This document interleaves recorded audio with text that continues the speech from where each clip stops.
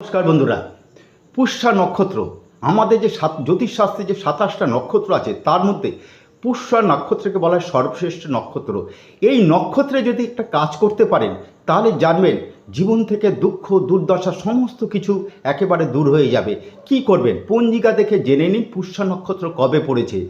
সেই দিন, সে যেদিন হোক, যদি শনিবার পড়ে খুবই ভালো কথা, যেই দিনই পড়ুক না কেন সেই দিনই আপনারা কি করবেন, একটা ছোবড়া সহ একটা নারকেল নেবেন, একটু কালো মাসকলাই ডাল নেবেন, একটু সর্ষের তেল নেবেন। ওইটা নিয়ে আপনারা যে কোনো শনি মন্দির বা যেখানে আমার বাবা ভোলানাথের পূজা হয় অর্থাৎ শিব মন্দিরে নিয়ে যান।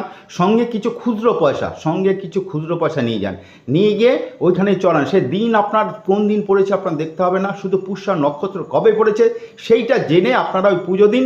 দেখুন, কয়েকদিনের মধ্যে থেকে আশানুরূপ পরিবর্তন পাবেন। এটা বহু পরীক্ষিত জিনিস। আপনারা ভালো থাকুন, পরীক্ষা করুন।